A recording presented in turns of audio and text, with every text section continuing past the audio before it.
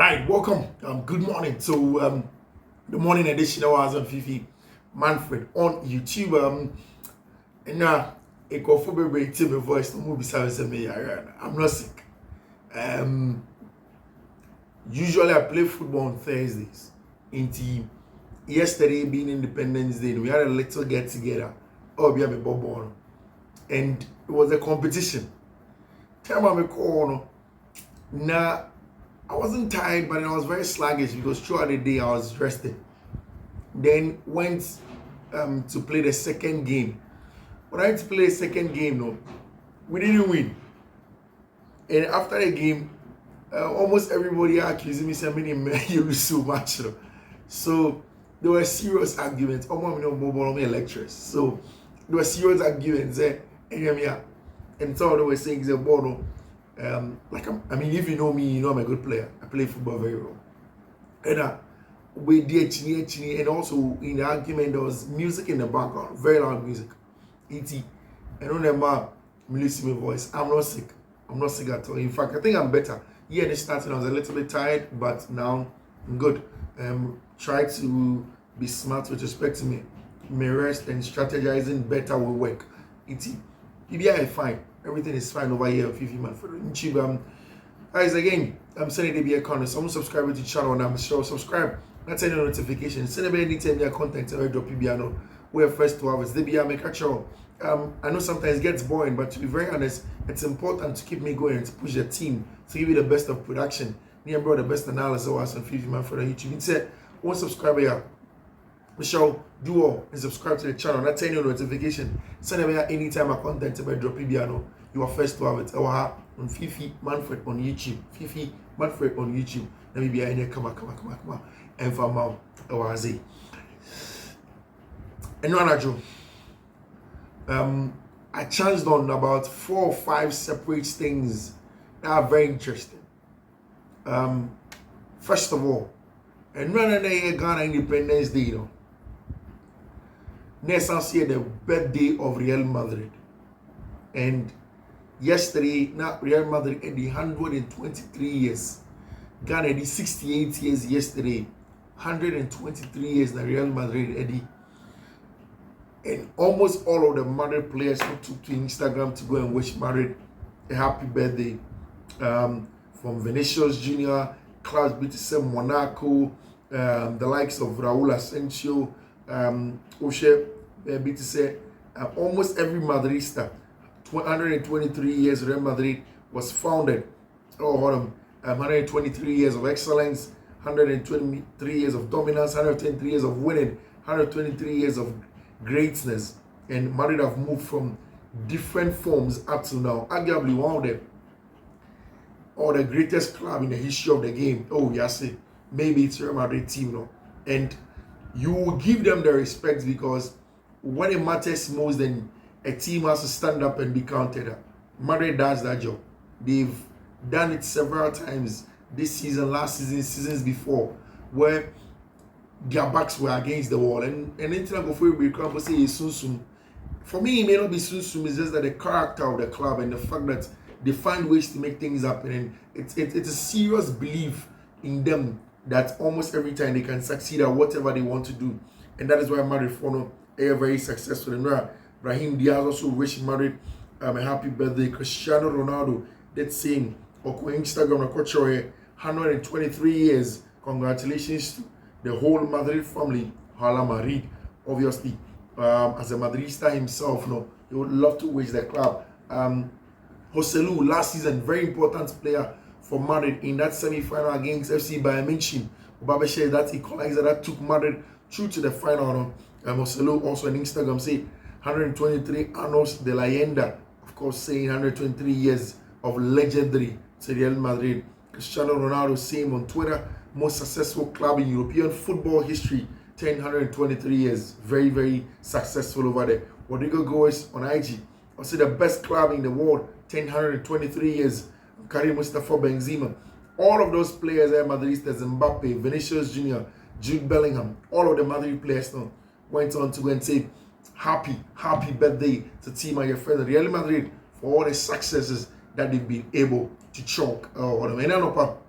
we are hearing say UEFA for the new report at the above one thing. In that report of UEFA, what is interesting is the fact that Chelsea has surpassed team my friend of Real Madrid the year before with respect to the costliest or the most expensive squad. Now record and Madrid and Nikita since 2020. Now 1.12 billion euros. And then team my friend of Madrid Nikita with respect to the most expensive squad. You know. I mean, I don't know what we are hearing is a UEFA for your new reports, no research, you know. Chelsea 4 are coming ahead of it, and now they are the most expensive squad in Europe as it stands now. The most expensive squad in Europe, and it is a 1.325 or so a billion that Chelsea are spending. And I mean, this is something that we've known for a very long time. And Kofobe Briere this uncommon about the fact that Chelsea 4 have been clubs team that are very, very expensive, and then they've not been able to get the things that they want to do. And now they go back to winning ways, and it's the very first time in the year 2025 since I think December or so, no, I think November or October last year, at Chelsea winning back-to-back games, and the very first away win for Chelsea Football Club this year or 2025. And so Chelsea has been struggling. I know that that's why a lot of Chelsea fans keep on asking a lot of questions about Chelsea. Say, can they score? What is going to happen to them on the game? Not saying about is Enzo Maresca good enough? For me, I've said a lot of things about Enzo Maresca. And now, who here after the game Enzo Maresca say, or no, any team they were surprised by FC Copenhagen. For me, I wasn't surprised. I believe strongly say at home, away from home, no, what Copenhagen would do was to sit back and ask Chelsea to break them down, then they will try and head them on the turnovers. And that's what exactly happened throughout the game. From the blast of the whistle to the last end. One of the things that was clear, especially in the first half, they said Copenhagen sat in a compact 5-3-2 mid-block and allowed Chelsea to have the ball. It's almost all of the time, Chelsea dangerous players were having the ball in front of the block. And because they are not prepared to break the lines and then receive the ball in the tight spaces, there were no profiles as such. And I know to creating a brand friend, coach friend Enzo Maresca played a brand friend Tyreek George instead of Jadon Sancho from the starting lineup, and it was difficult for Chelsea to break them down. Moise Caicedo started struggling until the general line breakers in our brand your friend Enzo Fernandez more, Christopher and Kuku more, and Marco Correa more, who could receive the ball in tight space and be aggressive and then win the ball from up top. No, they'd come in to come and change things with Chelsea Football Club. But for that would have been a very, very difficult game for Chelsea. And Enzo Maresca said, the coaches sat down, watched every game of Copenhagen, our Conference League. And after that, say, for the past 2 years, Copenhagen ended with a back five. This is I think this is the ball back five only twice, and they were surprised at this time ball with back five against them, and that shows the level of respect. Almost everybody all Conference League at the Chelsea Football Club. Now when they meet them, they sit back and then they try to make things very compact and then force Chelsea to make certain mistakes. Now, that is very, very important, and that's what FC Copenhagen against your friend Chelsea Football Club over there. And he spoke about Chelsea young striker, your friend Shim Worker, and he spoke about the fact that Shim Yakra, when the game started, he couldn't really create chances for them. Nas was struggle. He wasn't even getting supplies. And I was worried for him in the first half. Said for the first big game like that, all started now game number baby be a Chelsea team bought creative chances for Pebia Mano, and Osha even throughout the game. I was just 2 shots on goal, and I Chelsea Nyas had 2 goals in so it was a difficult night for a Brent friend of Shimwork. And I think on the night, not Chelsea sporting directors, co-owner Baghdad Bali, a Brent friend of Lawrence Stewart, Paul Winstanley, there was a Chelsea board member, in fact, an entourage of 6. And I Chelsea for board members, 6, and I Chelsea for Eriko Piemo or Copenhagen Chrome, and it tells you a very, very important competition for Chelsea. Chelsea owners would love to win a competition this year since a member team in winning BB, the women's team have won certain things, and it's very important. And now, in the pre-match press conference, Marco Correa did accept, said he has to win something. Chelsea would have to win the Conference League. Enzo Maresca as the coach also accepted, said there is the need to go step by step and try and win Fiorentina at Elusu and now away at Panathinaikos. And it tells you, say, Conference League, baby, a tough one to take, and you need to be very, very good. And yes, idea, you are going to be in a lot of trouble over there. And of course, in the quest to find striker, and then Senegal next season, Chelsea and having a lot of issues with the box presence of strikers. Somebody or combative or boxing or betting winning duels or aggressive. We're making a lot of difference out of boxing. What Chelsea has done, and it's in the last few hours, Oma making an extra contact with a branch here, friend Liam Delap, and ne papa Roy Delap, one of the greats of English football in terms of the lower division teams. Now, he has been very, very good in the banner. Man City Academy name grew, worked under Enzo Maresca, and maybe anytime I mention Liam Delap, one of the things that makes me excited, and it's the temperament, the fact that Mami sa Diego Costa vibe, say on the whole game, constantly he wants to press you. He wants to be aggressive. He wants to run the channels. I said, he doesn't care so you're center back way and also a center back way. So far as he's playing the game, he wants to get results in, and that's what I'm right here. Your friend Liam Delap brings to teams. And the sad thing, however, and he said, and then Omar catcher Chelsea said the requirement to get Liam Delap to move to Chelsea. First one, Enyeska. First one, Enye Bibia is going to be the club's ambition. And if Chelsea are qualified, Champions League, then he's going to look their way. According to Liam Delap, ni Papa Roy, and the entourage, what will make Liam Delap move from Ipswich Town is when a Champions League club comes into Chelsea. It's me qualified EcoBox Champions League. In fact, it was in November, and a British journalist, their friend David Austin, about breaking some news. No can say yeah, Chelsea is suitors for a branch of Liam Delap, but also suspected saying Chelsea in now what he thinks, even at the time, say bit Mama Liam Delap a movie, I call Krabby said Chelsea at least I said Chelsea in the Champions League football. Nyame Adama by the end of the season, Senegal Liam Delap will consider and play at Chelsea Football Club. So it's an always on Chelsea. And now Enzo Maresca kind said for him as a manager, the focus now is in the next two games at Chelsea against Leicester City. Very important game against Abrantia Efeno, Ruud van Nistelrooy. If Chelsea able to get that win and then cement their stay in and around the top four, because like I said, this weekend you're crucial. Man City and Nottingham Forest airball, it means that they are going to be drop points. If Chelsea are able to go into this one and then get the needed all-important winner of Honma, they go into the top four automatically. And that means that next weekend they will go and play against FC Copenhagen.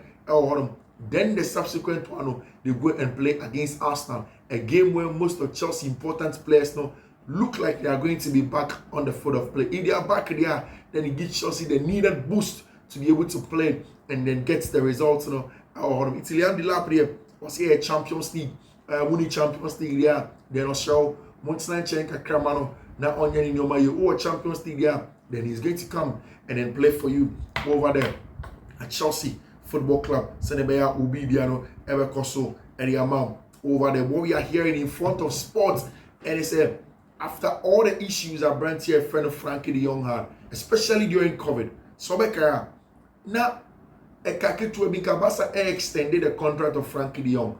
And in fact, Barca wanted to extend the contract of Frankie de Jong. But in and around COVID, when those issues came, Uncle Manchester United, Uncle wanting to stay, and in that bizarre way of the extension, the relationship between Frankie de Jong and the Barca club had become a little bit strained. Now, as it stands now, for the very first time in a long time, it's an official rebate. Barca for the Brent and Frankie de Jong to the extent that in front of sports, that was Spain, Barcelona, they are reporting oferta at de Jong, offer to de Jong over there. On Mundo Deportivo, the conversation is about Abrantia, your friend Wojciech Szczesny, really important, and they say he has been really impressive over there for them. This weekend, Barca will look to cement their stand. That was Spanish La Liga, and it's with a huge game of Omni Team, your friend Osasuna, Ebebo, Nyame Adoma this weekend. Really, really tough game for Team Barca, Ebebo. Osasuna has been very stubborn. When they play against Barca, they make it tough for Barca to get results now, and Barca would have to make sure going to play against teammates to say Osasuna, no, they stick at it. In front of the Spanish La Liga table now, obviously still Barca in and down. And what it means is that this weekend games now are going to be very, very important. Neymar's entourage are reaching out to team and friend FC Barcelona. Neymar entourage, you know, Omni Barca didn't come up here and pay. And in Comodiano would be very simple. What they want, and they say still they want an opportunity for Neymar to go back to Europe. And so go back to Europe, yeah. Then it is going to be the next one over there. Say Abrantia, your friend Neymar, da Silva Santos, no, ever go back to go and play at FC Barcelona.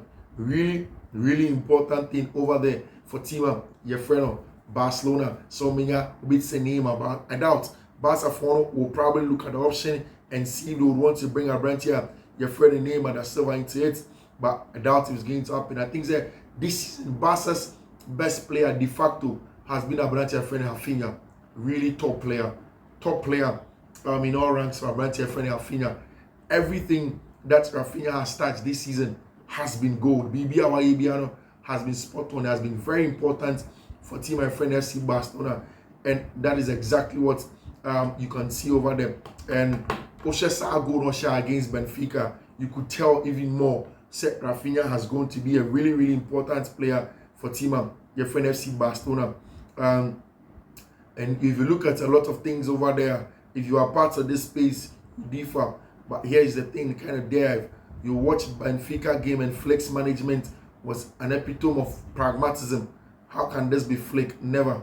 What will happen? There was no ego, no idealism, just a sense of situation and some good old-fashioned men behind the ball defending heck out of most of their creative player to offer the workhorse. My point, football isn't black and white. It's nuanced, dynamic, complex, and any analysis that draws distinct boundaries without consideration of dynamism of the sport is what I'll call reductive disinformation over there.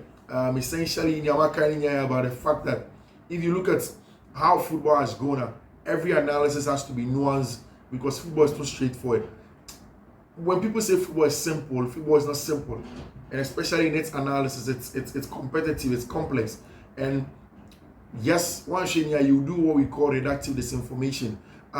Like, can't say say you can say, Bono, you and they 1-0 into the NHL because Liverpool share 1-0. There's a Liverpool anymore. I mean, football goes beyond that. Football is more complex, more nuanced, and that's the reason why there is a need for even analysis in the first place. If football was just a sport of 1 + 1 = 2, there was no need for anybody to come and analyze anything, sit in front of a camera, light thrown onto your eyes and stuff like that. It wouldn't have been necessary. But football is supposed to be nuanced, supposed to be detailed. And clinical example is what Hansi Flick did away from Benfica. People say, okay, Mr. Hansi Flick would never have chosen the pragmatic way of playing the game. But the game is not black and white. Osha Barcelona, it had all of their men behind the ball. And that is not even categorically Barca. But it has to be done. It's a situational sense. And that's what coaches need to understand. Sometimes it's a situation that you are in. It doesn't need to be ideal. No issues of idealism. And you did but you need to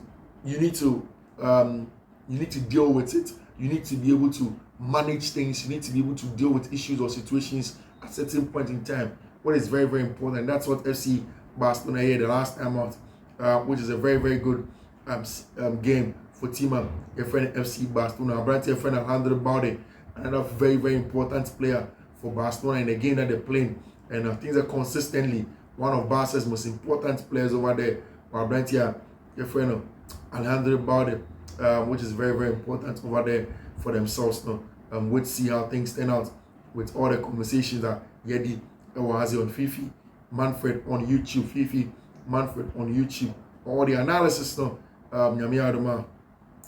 in the course of the day, we'll bring you some more in terms of the analysis now as on Fiifi-Manfred on YouTube. The major things that we're speaking about is the fact that team your friend at Chelsea are looking for a new striker, but there is a condition, and also Barca and then Madrid. Later in the day, we'll bring you some more. Until then,